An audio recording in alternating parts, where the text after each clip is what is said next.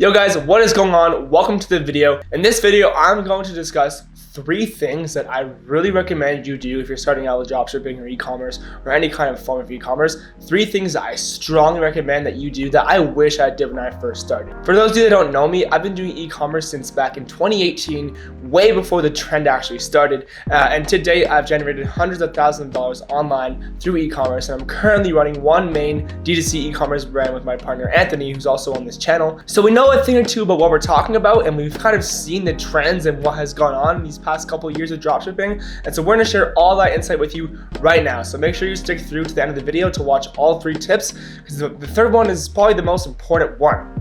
Here we go.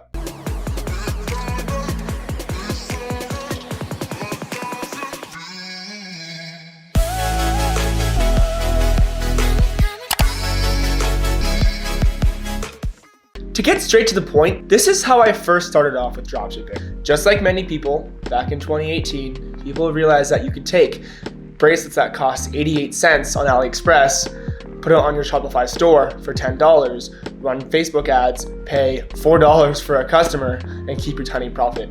Nowadays, you just can't do that. There's many factors behind that, such as the content you use, which I'll talk about in a second. But on top of that, you just can't do, it's just so much more competitive now. In 2017, you could do that stuff. In 2018, like one of the first items I ever ran was this like random little like cute gold necklace that cost like 88 cents. Like I said, I was selling for 10 bucks, woohoo. But you can't do that anymore. So there's a lot more competition. And so that's why these 3 factors I'm about to tell you are very, very important to keep in mind. Tip number 1, think long term about what you are doing. What do I mean by this?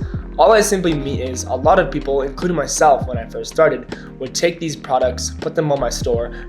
I've probably built around 21 product stores to date, and like 18 of those failed. And it was because I would run ads for 4 or 5 days, and if the results weren't phenomenal, I would move on. And I never really thought about it. I never really took a step back and analyzed what I was doing. I just kept going and going, because that's the kind of person I truly am. I'm always constantly in motion. I'm sure a lot of you are.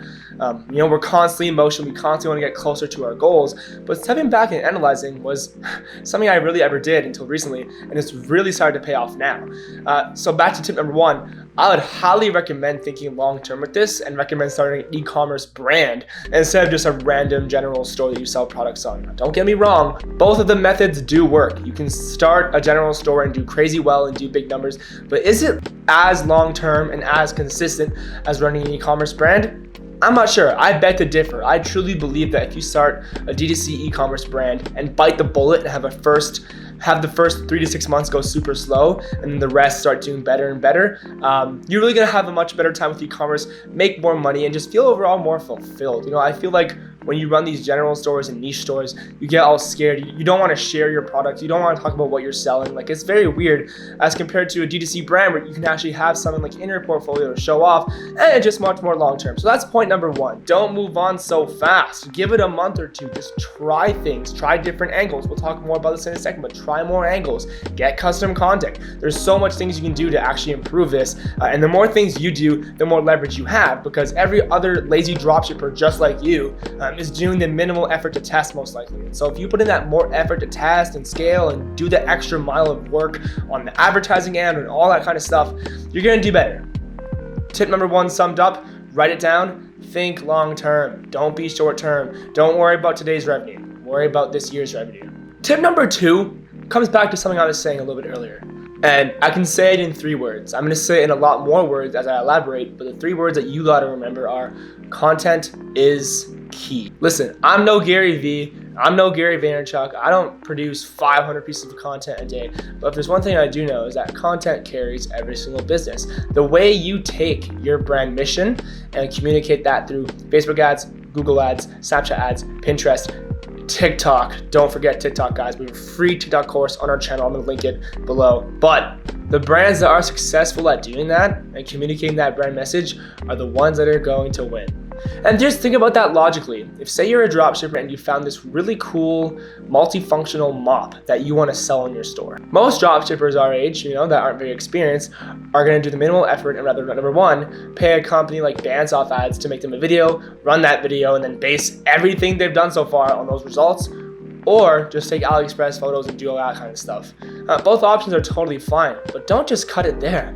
Get your own custom content. Ship this mop to your house. Whip out your damn iPhone camera. If you don't know what an iPhone looks like, there's some orders on my phone, so I had to clear that. An iPhone looks just like this.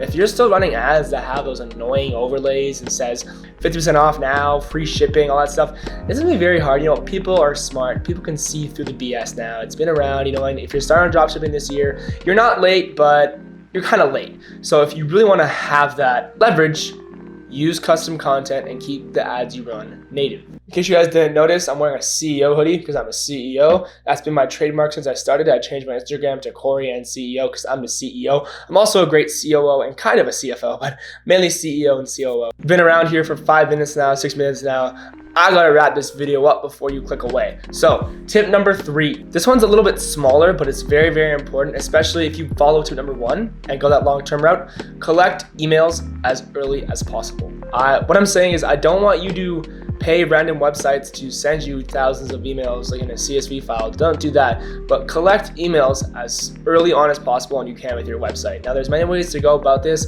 Chances are if you're doing email marketing, you're using Klaviyo and you can use their pop-up forms and it kind of converts. I guess like a 5 to 10% conversion rate is somewhat attainable. But if you want to get the most emails, I'd recommend using Wheelio.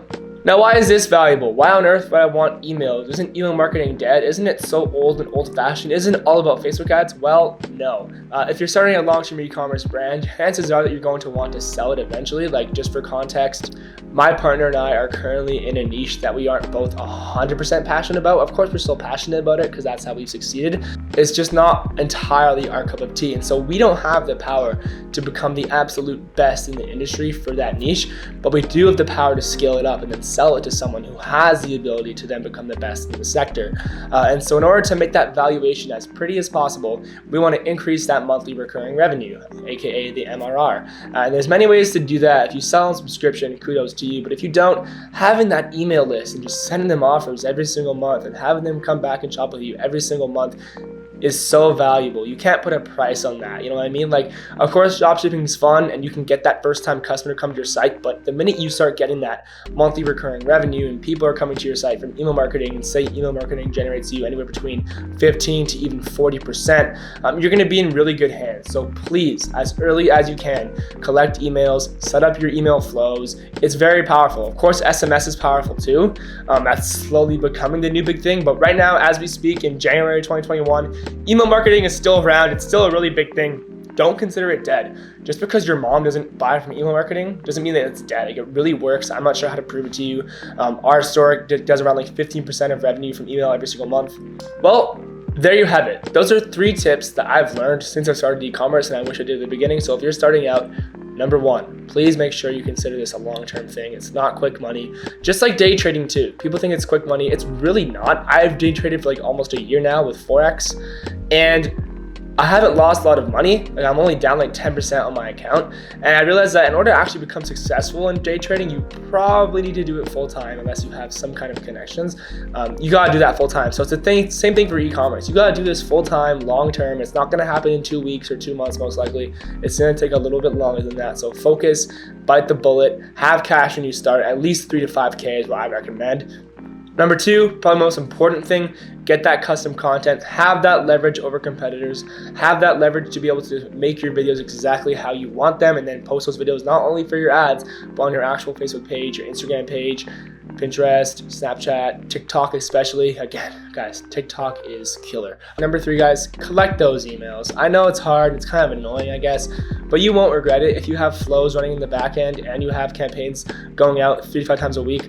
It's just gonna make you more money. Your Wheelio can probably pick up emails at a 20% conversion rate, which is humongous, which is successful as hell. So get that checked out ASAP. What did I miss? Hey guys, what did I really miss? If you're experienced and you've been in this space for a while, perhaps longer than me, like I said, when I started in 2018, around like May or April, if you're more experienced than me, or you're at my same level, or you've just done more numbers than me, you should really comment below and tell me what did I miss. What did I miss? I'm sure there's a few more, like, you know, like starting with capital, of course, but I want to get super specific and answer the top 3 things that I consider valuable. So that's what I did in this video. Again, guys, one more huge thing. If you are brand new, an intermediate, an expert in e-commerce, and you want to be in a community where people are communicating every single day, hop on our Discord server. It's completely free. We're not going to send you links. We're not going to send you a link to a funnel of ours where we're going to sell you some shit watery PDF or video file. There's no selling involved. Hop on our Discord and chat with us. It's simple as that. We run brands. We want to help as many people out as possible also run brands, and essentially our full-time jobs are direct response marketing. That's what we are. We are direct response marketers. So if you want that insight on how we structure our ad creatives, our videos, kind of like how we see inside the shoes of our customers, inside the minds of our customers, check it out. It's all linked below. But that wraps it up for this video, guys. If you did find this valuable, or maybe you didn't find it valuable, I don't care. Just hit the thumbs up or thumbs down button. I really just don't care. Just click something to give us some interaction here for the algorithm. And we'll see you guys in the next video. Peace.